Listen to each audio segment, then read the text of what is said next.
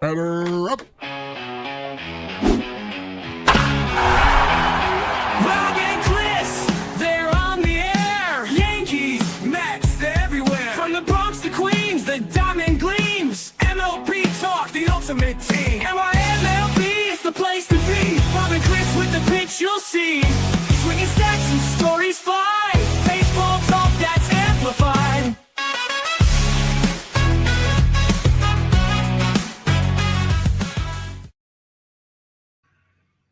And welcome to a new episode of NYMLB Talk with your hosts Rob and Chris as we cover the Mets, Yankees, and all of Major League Baseball. And if you're watching us on YouTube right now, hit that sub button. We would appreciate it.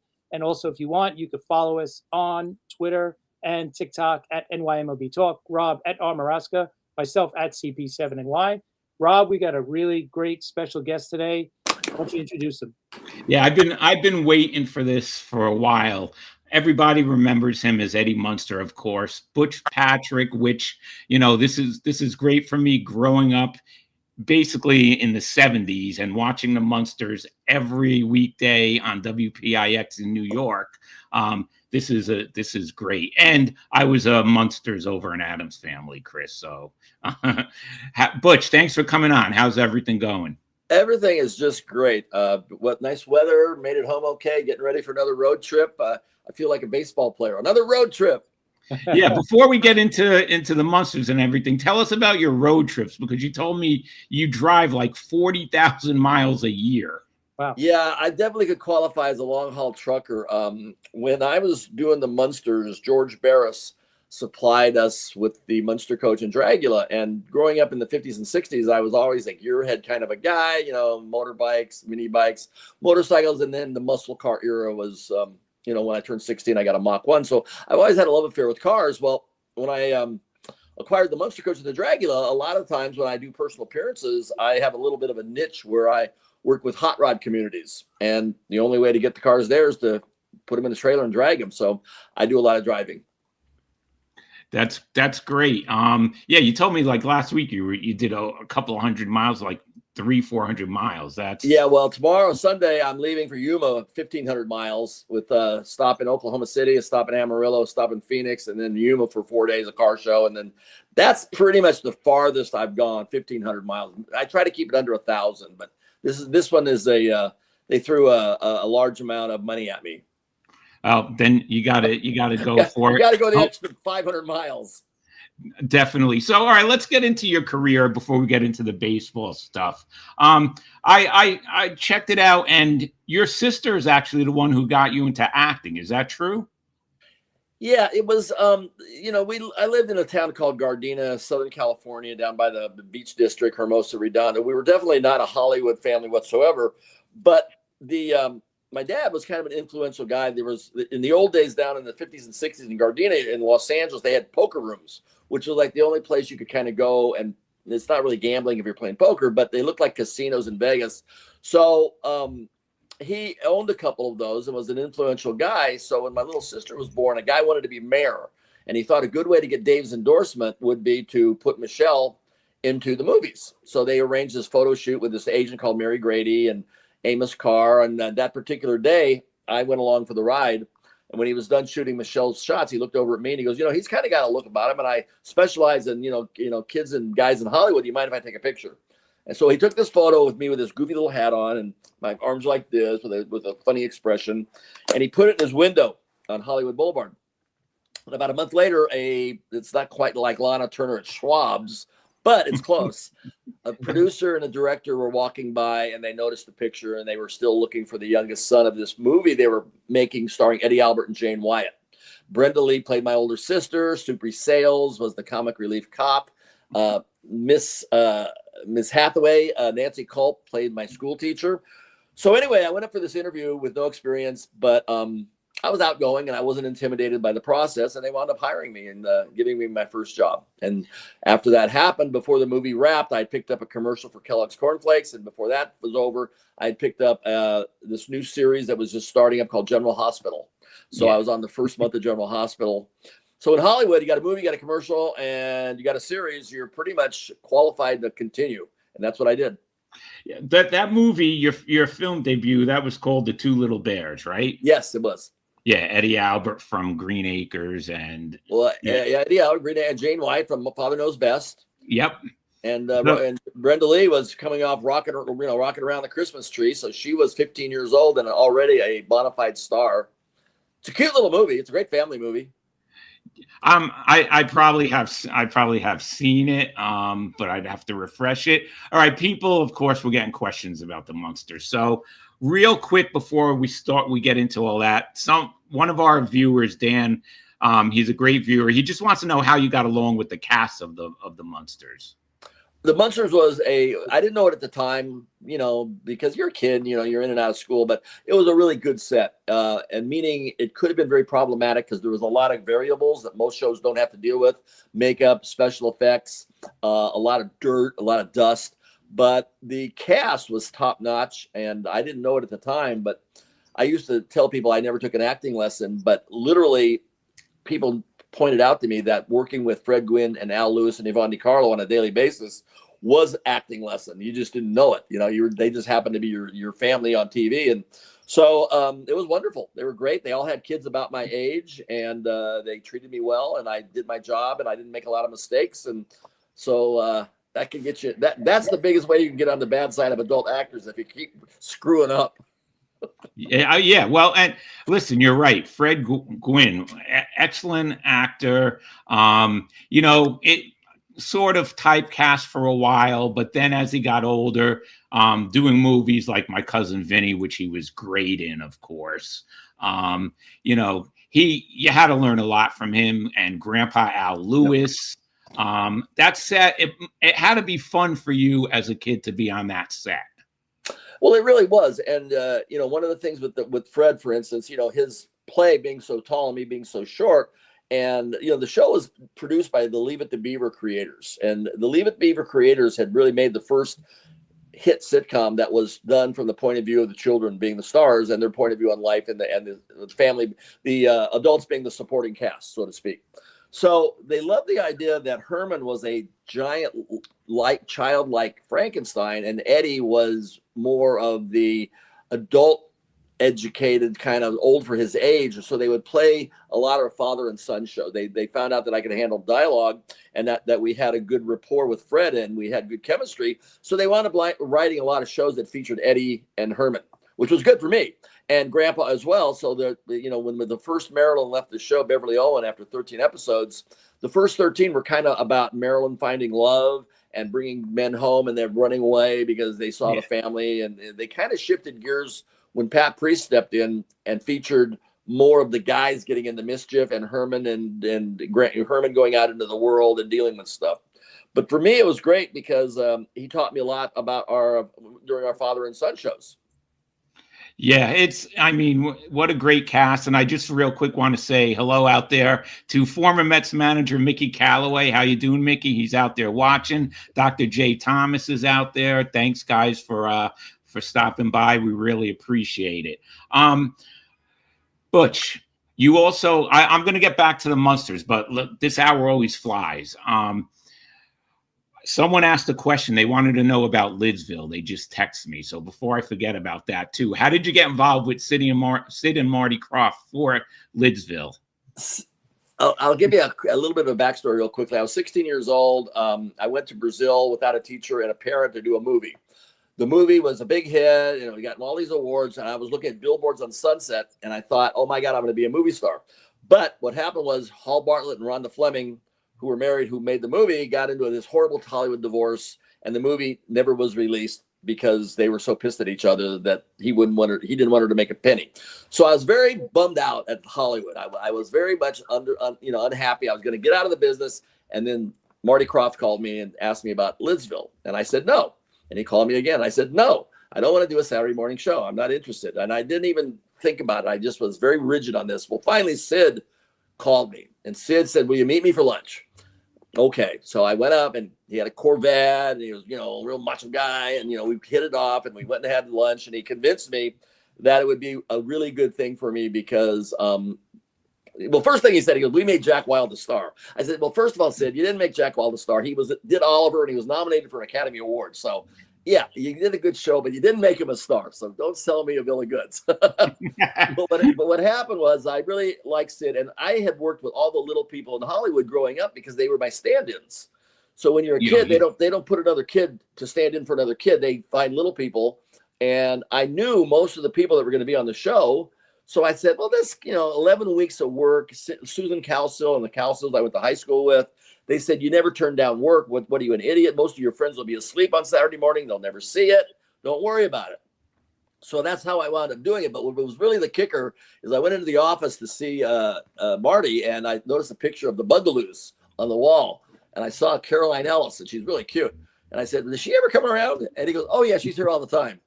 She lives in London. She was never going to be around. He lied to me. So I agreed to do the show thinking I'd meet Caroline Ellis, which I never did. You never did. But that's a great story. Chris, before I go on, because I know I'm talking a lot, do you have any follow-ups or anything you want to ask?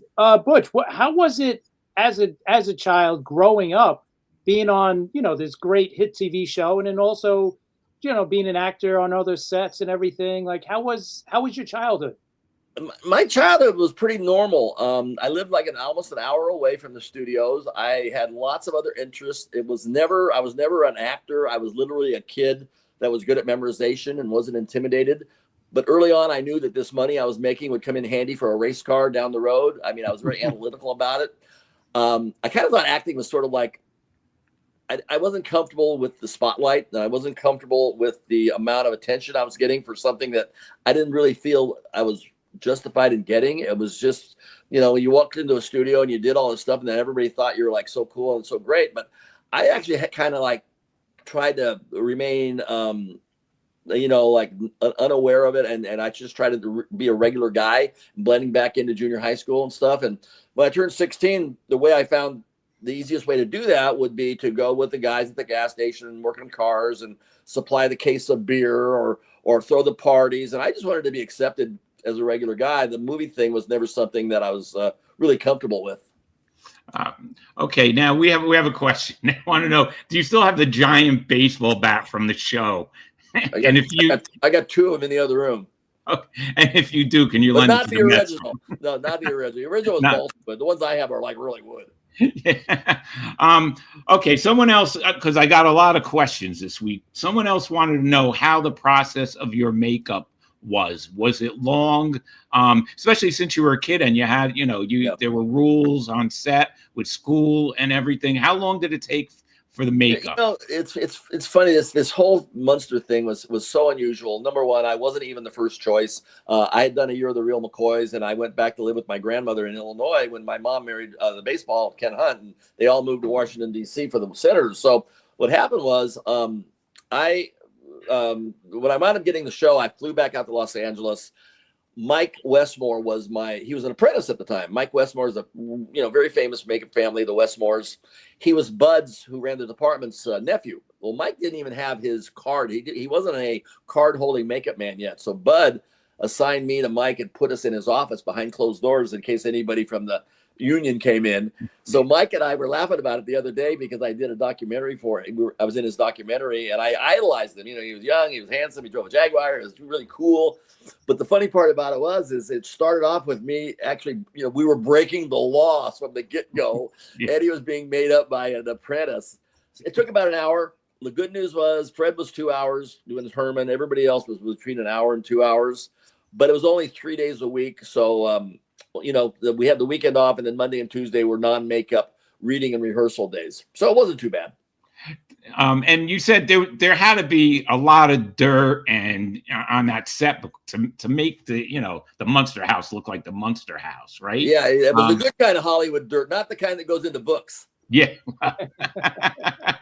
That's great. Go ahead, Chris. Take a follow-up, of course. No. I mean, and also working on the set with all the makeup, how was that experience? Because I'm sure, I'd grown up as a kid, I'm thinking that might be a little uncomfortable for you.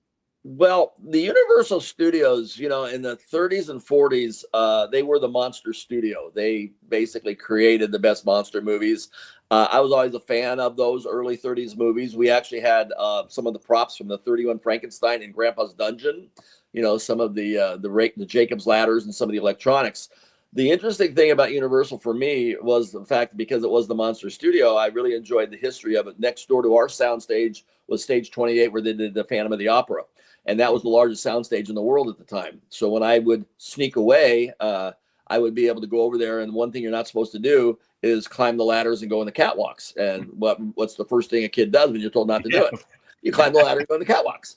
Except they're 6 stories high instead of normally they're about 3 stories high. This place was huge. So that was my go-to explore place. But and when I did the Munsters book, my editor said, now what's your favorite Munster memory?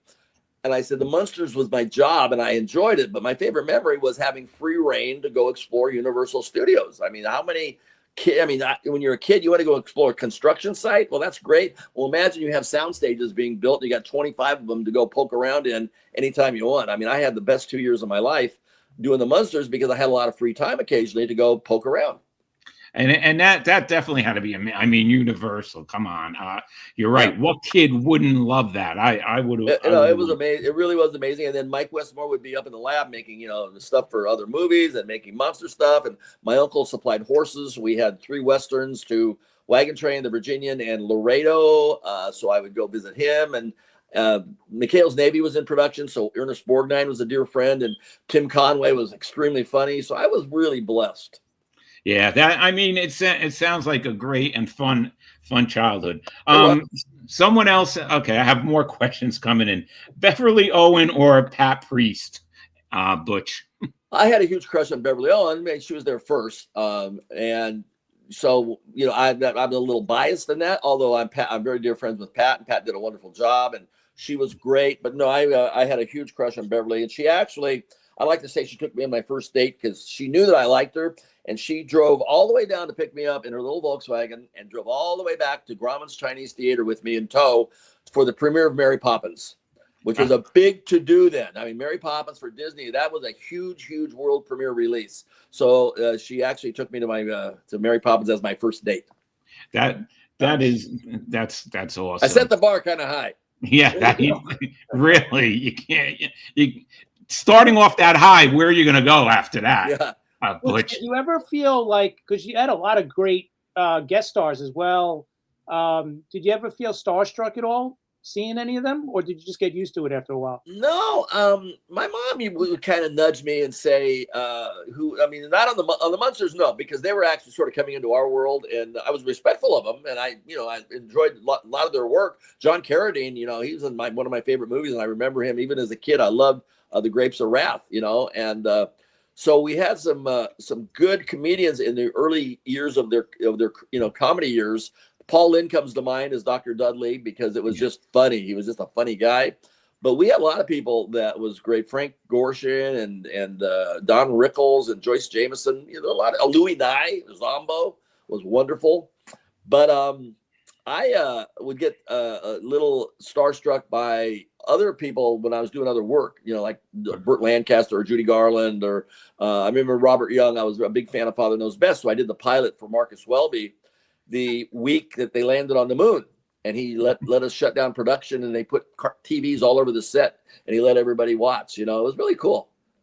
That's great. How was it working with Al Lewis? I met Al Lewis about 4 times at his restaurant in the Village when I was a DJ in the Village. So I met him a couple times. 232 Bleecker. Yeah, Grandpa's. Yep. Al, it was funny. I had a nice balance between all 3 of the main cast members, between Yvonne, Fred, and Al. Fred was Harvard, old school theater, not really method acting, but, very much, control. Yeah. Al was vaudeville, circus, over the top, cantankerous, loud, always on, big fan of round ball, NBA scout, payrolls. So it was a good balance for me to be between the 2 of them. And then together, they were actually a very good comedy team. A lot of people, they were like underrated comedy team, but there's some scenes in there when they're working their bit together.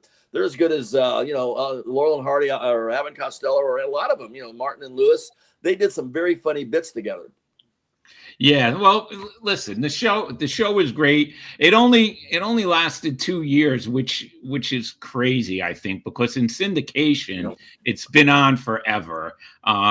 Like I said, in New York, if you were a kid in New York in the '70s, it was on WPIX every afternoon, and I would watch it. When the show ended, how did you feel about that? well, I was happy myself because two things. I even as a 12-year-old kid noticed that the scripts weren't as funny in Monday morning reads. They were kind of stretching. But the good thing that happened about the 2-year thing, first of all, a lot of TV shows only ran 2 or 3 years in those days. You know, there was a structure of 39 episodes was typical. We did that the first year. The second year, we only did 31 because of Fred's health. He was getting very thin and the suit and everything. So they scaled back to 31 episodes for a total of 70. But it was a transitional period of black and white to color. And the argument was who is going to pay for a third season of color if we go to color? So Batman was the only show that had come up against us that was beating us in the ratings. Up to that point, we had pretty much shut down 4 different shows that other networks had put up against us. But Batman in color and this transitional color thing was all the rage. So the network didn't want to pay for it and the producers didn't want to pay for it. So they came up with a kind of a solution that they would do a feature movie in color that they would then release to the world, which would set up a demand for the syndication package when it came about. So it's kind of a strategic business move. But to be honest with you, one factor that I think played more so into it than anything was Fred and Al were just homesick and they were ready to go back to New York. Oh yeah, well, the movie was Munsters Go Home, which of course I remember, and it did set up the syndication pretty well because I mean, in syndication, your show was on all the time. If I may interject, another thing is the Munsters would have not done well in color on TV. I'm glad it went off the air as a black and white package. The angles, the texture. I'm a big fan of the old Twilight Zone movies and series. And the Munsters, if you look at the way that they were shot like mini movies. They were done on film.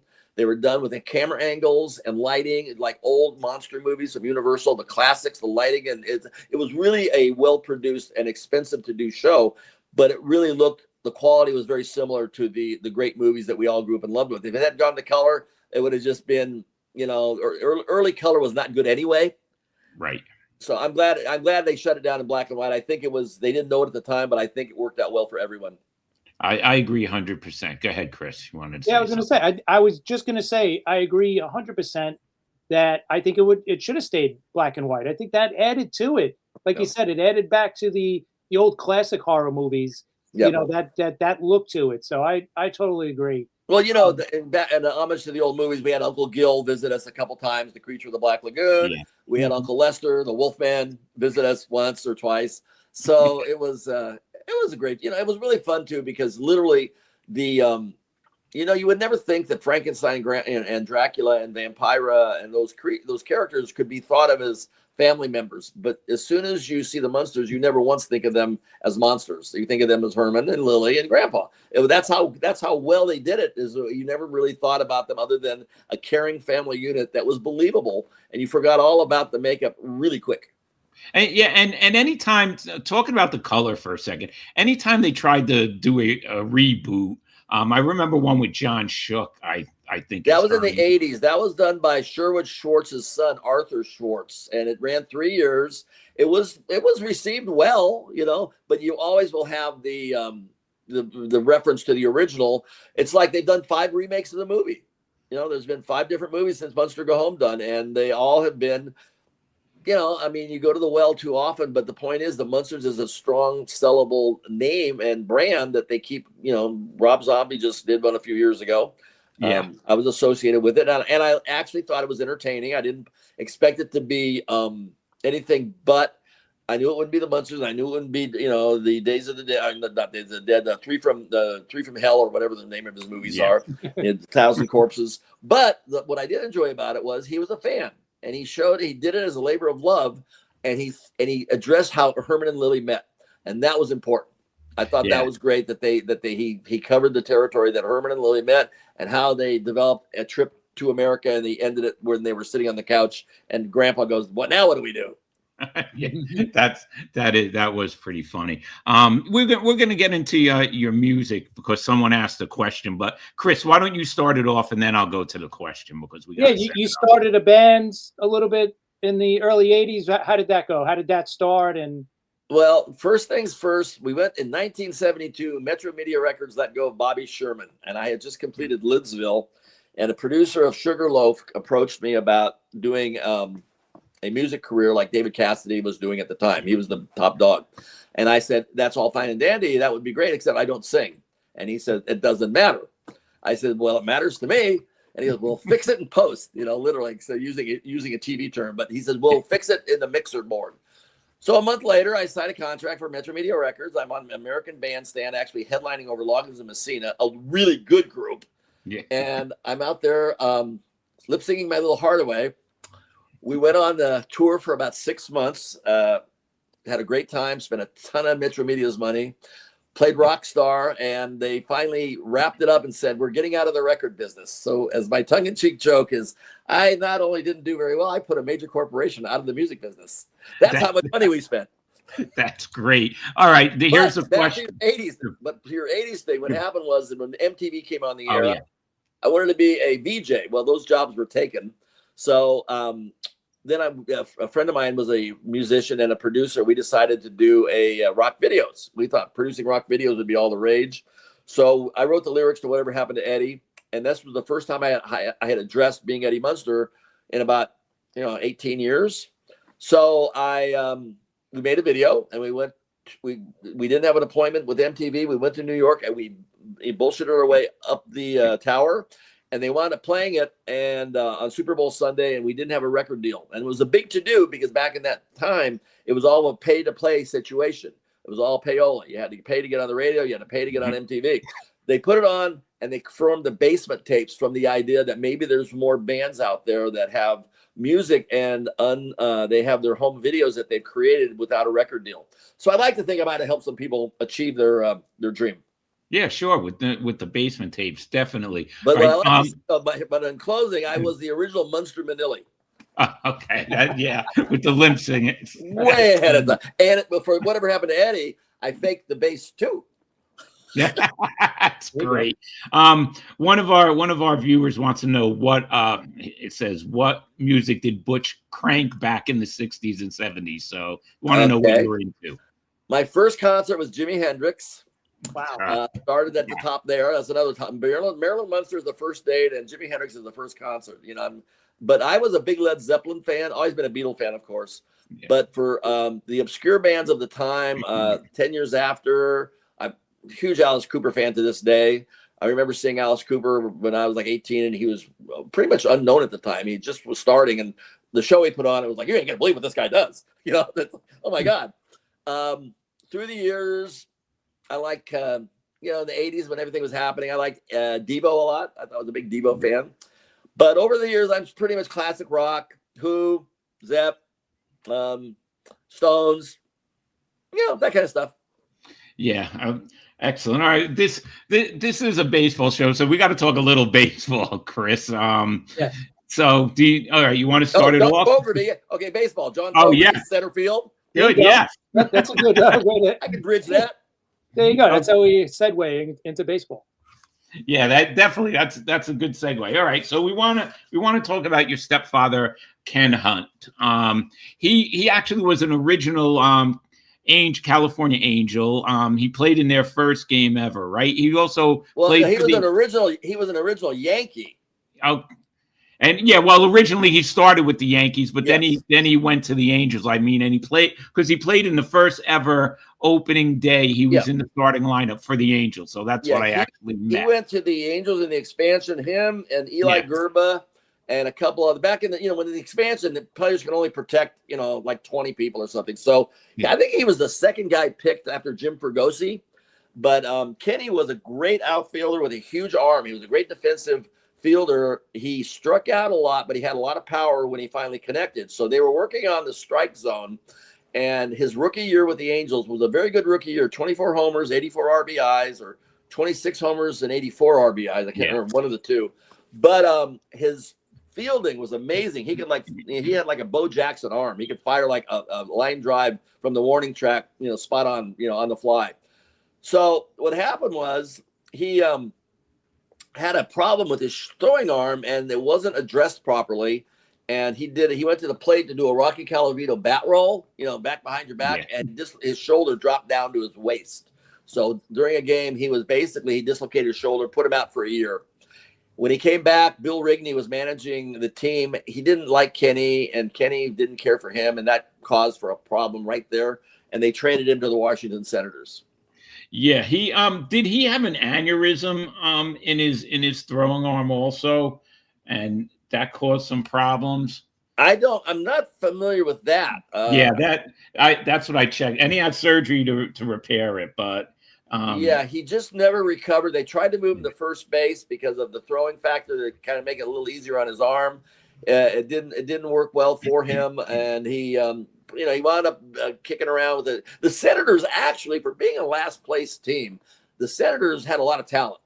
Yeah, they had Gil Hodges managing them. They had Don Zimmer at third. They had Claude Osteen on the mound. They had Ed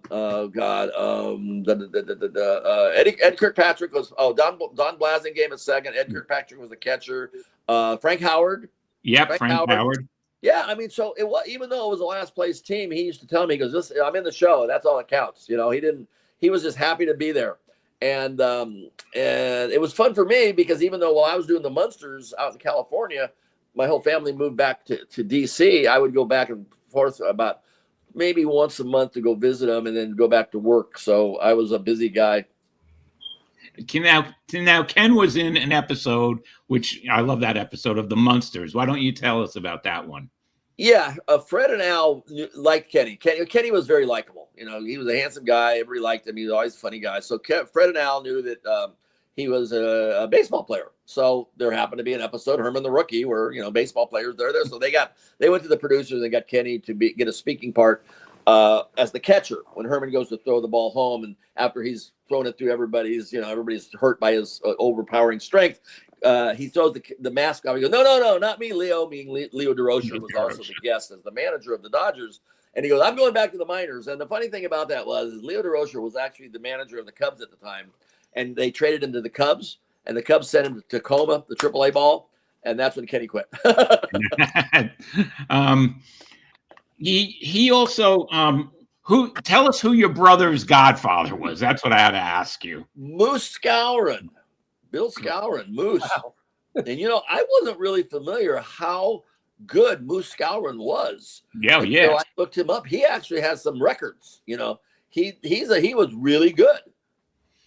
Yeah, he was a great Yankee. And your stepfather actually played for the Yankees in 1960, which was the year. It was the year of heartbreak for the Yankees, Chris. Oh yeah, he was. They had him as Mickey Mantle's roommate when they would go on the road, kind of like grooming him. That's great. To be center fielder. The thing back in the day was, a lot of people probably do know this, but in the old days, the ball players, they were quite the partiers. They went out and had a good time. They were like frat house boys. And Mickey would lead the charge. And Roger Maris and Kenny both came from North Dakota. They actually were buried next to each other in Fargo. Yeah. And when I finally made it to Yankee Stadium a few years ago, it's been maybe 15 years ago, I walked in and I said, looking around at the house that Ruth built, this is the old Yankee Stadium, And I said, this must have been an amazing thing for Ken and Roger to be from, local, small town, North Dakota farm boys to walk in to New York City and play in that arena. I mean, I can't imagine how important it must have been to them. Yeah, Chris, Monument Park alone, right, Chris? Oh yeah. I mean, Yankee Stadium is like a museum. Even the new Yankee Stadium, it doesn't have we always talk about it, but right. It just doesn't have the same aura as the old Yankee Stadium because those players, didn't play in the new one. Obviously. I always felt sorry for Kenny because he had potential. He could have been he was destined for greatness, but an injury took it away from him. And I always felt bad for him because, life is tough and sometimes, and he didn't have the personality. He had a great personality, but he didn't have the managerial coaching stuff. That's what he probably should have gotten into that, but he chose not to. But he was always a great guy. Everybody loved him. I mean, he was one of the nicest, most likable guys you'd ever want to meet. And like a lot of ball players, a businessman wanted to have a jock, in his business, and hired him. And Kenny did fine, and he opened a bar, and it was he did well, and he had a great life. But I always felt kind of bad that he had talent that never really saw his full potential. Yeah, well, that one year with the Angels, like you said, he hit 25 home runs. I think he had 84 RBIs. It's a good rookie season. Yeah, that was great. And it is a shame. I mean, we hear those stories all the time. Yeah. Injuries kill careers. But it must have been, as a kid, I mean, what an amazing childhood you had. You're on the Munsters, you're meeting everybody, and then your stepfather is a major league ball player. Well, another funny thing is ball players are just big kids anyway. And when I would go, there was a rule, I could only go in the clubhouse if they won. So on the Senators, that didn't happen that often. But when I would go early, my favorite thing to do is go to the park early and get in the stands and shag flies and get to know the grounds crew and get to know everybody. And everybody liked the Munsters. So the visiting teams, the Tigers had come in, and Al Kaline, and it was like all these people were giving me autographed baseballs, and Kenny. I always had regular Major League baseballs at home to play with. It was wonderful, and I had a Mickey Mantle glove. I had a Leon Wagner kangaroo skin glove when he was with the Angels, and it was just great. I guess I really didn't appreciate it as much as I should have, but I did have a wonderful, wonderful childhood. I've had a wonderful life. It's the childhood was a great part of it, but I wouldn't have traded my childhood for anybody's, really. I mean, it was top notch. Yeah, who could blame you? Go ahead, Chris. I'm sorry. Yeah, no. Well, all right. So now you're growing up as a Dodger fan. You go out to Senators. You had a connection to the Angels as well. Yeah. So all these teams, but who was like your favorite players growing up? Well, a pitcher, Sandy Koufax and Don Drysdale, there was, the pair of them. Probably, I was a Mickey Mantle fan, but in the National League, it was tough to Bob Gibson, if you're talking pitchers and stuff, but I always enjoyed, I was a Harmon Killebrew fan. I thought he was really good. Hank Aaron, I actually was lucky enough, before Hank passed, we were doing an autograph signing together, and he and I rode in the limo for about an hour and a half, and had a chance to chat and talk. And I mean, he wasn't feeling that well, so I wound up and got him some soup and brought it to him and this and that. And he was really a nice guy, but he told me some great stories about him and Roger Clemens. That's they did not like each other. Wow. Yeah, Clemens didn't get along with everybody. I know. That was a cool car ride to sit and talk with Hank one-on-one for a while. But when you went to when you were a kid and you went to a Dodger game, and here it is, people are going to say, they're not going to say Butch Patrick's here. They're going to say Eddie Munster is at the game today. How did kids try to flock you and get your autograph? No, I was very lucky because nobody recognized me. And when I took my makeup off, I could wander around, do what I wanted to do, and that was great. Now, if I wanted to be known, I could mention it, and people didn't say, "Oh, now I see it." But if you didn't want to be known, it was very easy to just blend in with the crowd and watch the game, which is really what I did normally. I only had one father and son game. It's the picture that you put up, which was fun, and that was in D.C. The most fun I probably had at baseball was spring training with the Angels, because we could make it. My mom would get in the car on the first pitch in Los Angeles, and we would make it the 112 miles to the Polo Grounds. My mom drove fast. We would get there usually by the 7th inning. So we'd listen to the game while she was driving, and then we had to get to the Polo Grounds in the 7th inning, and it was really fun. Spring training was a lot of fun. Kenny was quite the prankster. You may have heard the stories about all the bicycles that Gene Autry made him ride during spring training, all wound up in the deep end of the pool one night. And, that was Kenny's doing. Him and Joe Coppy used to come to the house a lot, Jim Fergosi. That was the best time, was the Angels, when he was with the Angels before he got traded. That was really good stuff. And he had that great year. So Lee Thomas. Yeah, there's a few guys. Billy Moran, Albie Pearson. Good stuff. Go ahead, Chris. Yeah. Well, what about now? Are you a baseball fan now, or?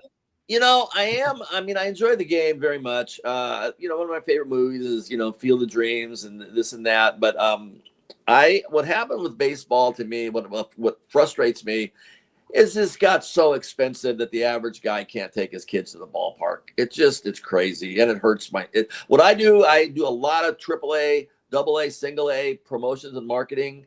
Because the Munsters was from the 60s and will promote like a throwback day. I remember I did one for the Altoona Curve, which is a AAA, I think Pirates. I think it was a AAA Pirates team, and all the baseball players, when they put them up in the jumbotron, they all had Eddie Munster with widow speaks. And I took the Munster coach and I drove it around the track, on the morning track. But it's kind of sad that it's gotten so pricey. The pricing has gotten out of control, and I don't begrudge anybody. It is what it is. But in the free agency, they deserve to get. It was right for them to be able to control their own destinies and not be owned like the old Hollywood studios used to own the actors and stuff. Right. But when it got so expensive, when Kenny played, all the players had second jobs in the offseason. They weren't making these hundreds of millions of dollars or millions of dollars. They were making, I think Mickey Mantle was the first guy to crack 100,000 in the early 60s, which was a huge contract back then. So that's the only thing that frustrates me with baseball is it just got so darn expensive that it just kind of soured it for me a little bit. I still enjoy the game. I still enjoy the stadiums, and I love the idea with the kids and the autographs, and it's still magic. Yeah, that's great. Chris, you got that picture of Butch with Joe Madden that he sent me? You know what that happened? I was at St. Louis. A friend of mine was a sports writer, Calvin May, and he was getting an autographed picture for the manager of the Cardinals, and they were playing the Cubs.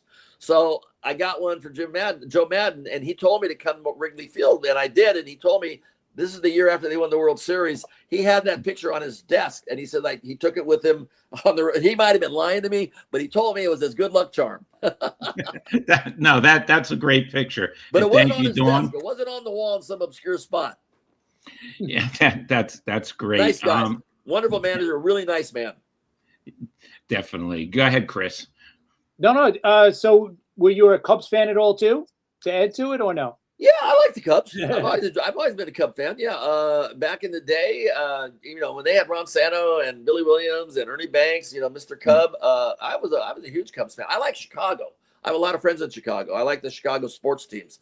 The Cubs, I was so happy when they finally won the World Championship. Thank God, and the way they won it, and you talk about loving baseball. The last World Series, the Dodgers obviously when they won it, but you talk about a game of inches. Yeah. I think that particular series couldn't have shown how interesting the game can be between the long fly balls and pushing the guy off and the throw home from second base. I mean, literally, this is like milliseconds changing the history of the World Series. And that's the kind of stuff I used to think about. When whoever laid this game out, you literally hit the ball. As long as it's a clean play, you're going to be out. And if there's one bobble, you're safe. Right. It's just amazing how they came up with the dimensions of everything. It is. It's still in its purest form. Baseball. Yeah. It's still great. The stealing second thing, and no matter what, it's still a bang thing. It's a split second. Yes, definitely. What do you think of Ohtani? Do you have any opinions of Ohtani? It's amazing. It's amazing that one guy, when you think of thousands, millions of people play the game, he's something special. He's a real deal, and I like his attitude. I like him as a person. I like the nature of the Asian people are humble to begin with, and I think he's wonderful. Nothing but good things to say about him. That's good. Good, Chris. Go ahead. You want to say something? Yeah. No. Anybody else you follow now? Currently for baseball? Any other favorite players? My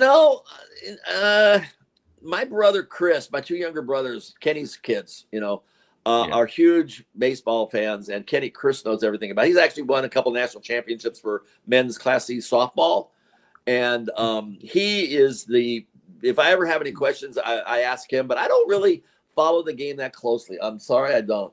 That's all right. I just I used to. Maybe I just grew out of it. But I like all things at playoff time. I come around for the March Madness, for basketball, and I come around for the playoffs. And I was a little upset off of the NFL a few years ago, but I've gotten over it. So, getting back to acting quick, like obviously the Munsters comes to mind first, but any other favorite actors that you worked with, male, female? Sure. I was lucky enough. People have asked me, like, what's, got 3 or 4, people that you were like most impressed with meeting. I did a lot of Disney work. Well, not a lot. I did a few years of Disney work, but I met Walt, and I was really impressed with him. Magic. Because I went to Disneyland when it was, when I was 3 years old when it opened. So I was going there as a kid. I was a big fan of Twilight Zone. So when I was doing the Lidsville out of Paramount, Rod Serling was out there doing Night Gallery, and I met him, and he scared the hell out of me because just meeting him briefly, I sensed that he was from another dimension and he knew things. And because I wondered, how could anybody think up all these great shows? This is like weird stuff. Well, I met the guy, and then I saw clearly that he has some kind of knowledge that we're not privy to. And then Evel Knievel. I did commercials with Evel Knievel and Jimmy Walker for Little Caesars about 20 some odd years ago. And I was living in Florida, and Evel lived in Florida, and we became friends. And I never met Muhammad Ali, but when I was a kid riding my bike around on my dirt bikes and my, this and that, Evel Knievel was a god to everybody, every kid. And to physically get to know him and see how people would respond to him, I was very blessed to have been his friend. So what are you up to now, Butch? Let's plug some of the things that you're doing now. Well, like I said, I was a car guy, and when Comic-Con started developing 30 some odd years ago, the Munsters were offered, they contacted me, and I contacted Al Lewis, and I contacted them. We contacted Pat Priest. So we started reconnecting and going out and seeing this fan base that was so, big and growing. And so everybody started nostalgia shows and reruns, and all these shows started drawing attention. And what I did, George Barris, who created the Munster Coach and the Dragula, was a good friend of mine. And I asked him, do you mind if I build my own coach in Dragula and go out? And he goes, absolutely, Butch. Be my guest. Just don't pass it off as a Barris build. Don't put a Barris badge on it. I go, I would never do that. I go, I'm just inspired by you. And so anyway, I have a good relationship with the Barris family. So what I wanted to do was, I like racetracks and Daytona and Indy racing and this and that. So I found a way to kind of go out on the road with my cars as a marketing tool to work with businesses to draw attention to their products or their dealerships or their racetracks or their drag strips. And it's a win-win.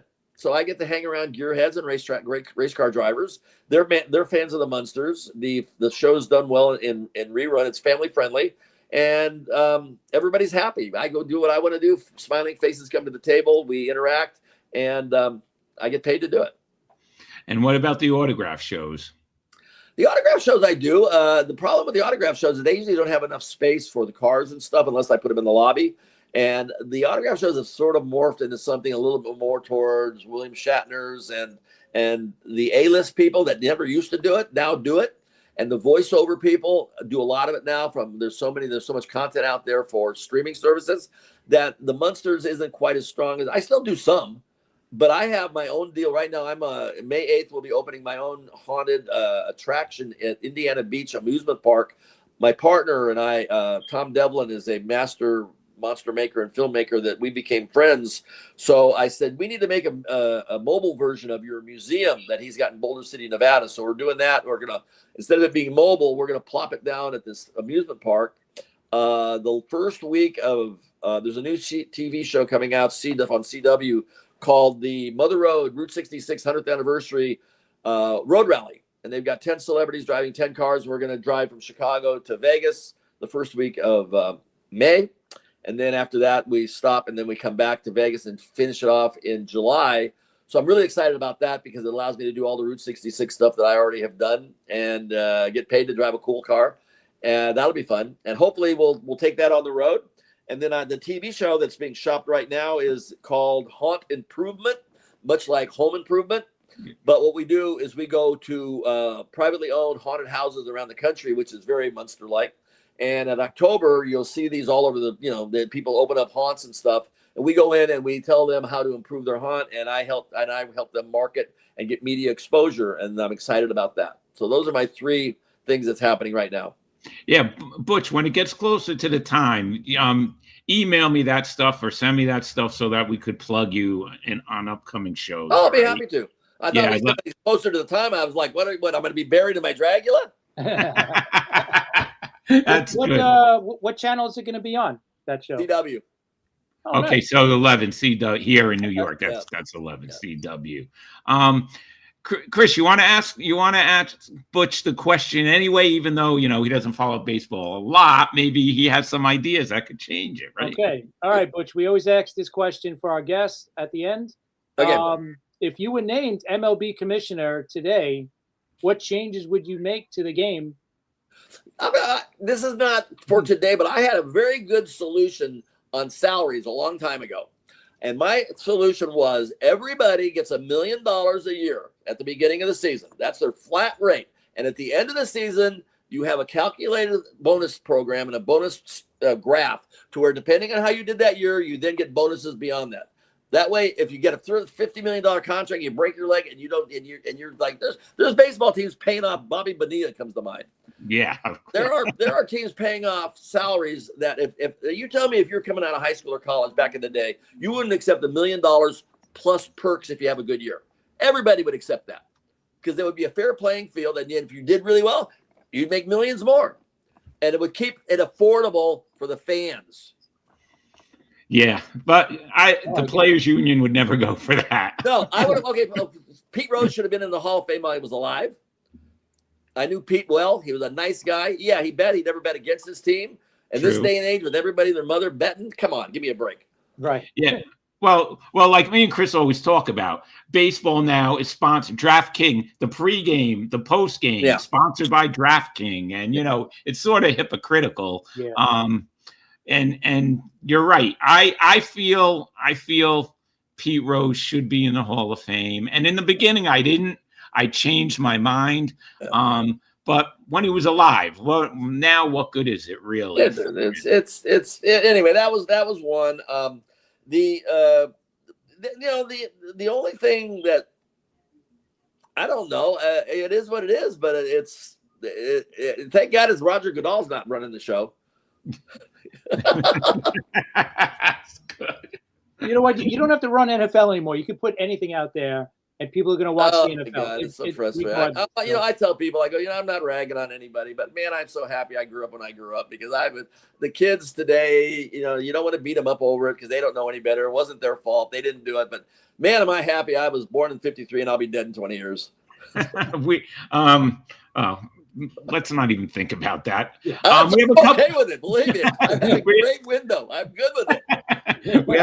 we have a couple more minutes. I wanted to bring up when I was a kid, everybody wanted the Woof Woof doll, right? Is that what it was called? Yeah. Do you want me to get up and show you something? If you want, we got time. Can I take my little? Hold on. All right. Let's just go by the Beetle wall here. That's great too. And then we go into the game room. That's great. There's 3 of them. There they are. Oh, that's 4 of them. And then in case you don't have any Munster collectibles, they're all over here. That's great. That's great that you have that room. It really is. Oh man, awesome. That's a great room. Oh, the baseball bat. There you go. This is one of our listeners, there Joe Dell. There it is. It's not the original, but it looks like the one that you swung. It's a Butch Eddie Patrick Lilyville Slugger spot tempered. That's great. Thanks for showing us that stuff. We really appreciate it. And you play it in the majors with it. And then as I showed you guys earlier, my 13. Yeah, 13 for my Philly when I went to the Phillies with the Fanatic. Ooh. So what happened with the Fanatic? Did you ride around? Dodgers. They were playing the Dodgers, and they had a little fan appreciation thing where they were calling Friday the 13th, and they had me come out of the stands and chase Jason away. That's great. couple of real quick things. Do you feel at any point did you feel like you were typecast, Butch? No, and a lot of people ask me that, but they forget the fact that I was under makeup. So if you take your makeup off and you go out and do something else, you're not typecast. Now, had I been showing up in shorts carrying woof woof, that would have been an issue. But luckily, kids grow a lot. Every 2 years, you'd have new pictures taken. Your voice would change. You get taller. So as a kid, you probably really don't get typecast because you are transitioning all the time. Now, once you reach an adult, like Herman, Fred Gwynn, he got typecast. Now, Grandpa, Al Lewis, he looked like Grandpa with or without the makeup. That's right. He did. But for him, it didn't even matter, right? No. And did you know who owned Grandpa's restaurant? Yeah, it wasn't. I know he didn't own it. I can't remember, but Gotti. That's right. I knew Grandpa didn't own it. That's right. Grandpa was connected. Yeah, he was connected. But it was great. Listen, I told you I was there about 4 or 5 times, and he was there every time I was there, greeting everybody. I used to call up to get a reservation, and Mikey and Tony, hey, Butch, you don't call Al. He doesn't really understand what's going on. You talk to me, I'll get you a table. That's definitely great. But all right, Butch, I just want to thank you so much for coming on. This was a thrill for me. It was just great. I really appreciate it. And like I said, anything you need plugged, get in touch with me. We'll plug it. We got a pretty good audience out there. Have your audience, just let them know that in case they want to contact me or track me down, Munsters.com is a very easy way to do it. It leads to everything, Munsters, and Facebook and this and that, whatever. But Munsters.com will get you started. Okay, that's great. I got a couple quick things before we go. Sure. Monday, we're not on tonight. We're on now. So tonight we are not on at 9 p.m. But we'll be back Monday at 9 p.m., not 3 p.m. Everything's switched up. Madison from the Generational Run podcast is back to talk Yankee baseball. So her and Chris could bust my chops on Monday night. Everybody loves Madison. She's great, so you don't want to miss it. Friday, March 13th at 9 p.m., we have former Yankee Chief Gene Locklear and Dr. Jay Thomas come on to talk about Chief's book, The 3 Lives of Gene Locklear, which I just finished, and it's great. And former Mets manager Mickey Callaway, who is out there today, will be back. I have to talk to Mickey this weekend, and we'll give you a date on that. So everybody, we appreciate it. The audience was really huge today. And Butch, thanks once again. My pleasure, guys. Thank you. Yeah, all right. Thank you again, Butch. Here's the website if anybody wants to take a quick look before we go. Like Butch said, Munsters.com. Very easy to get to. Check it out. Everything's on there. Thank you. Appreciate it. Thank you. Have a good weekend.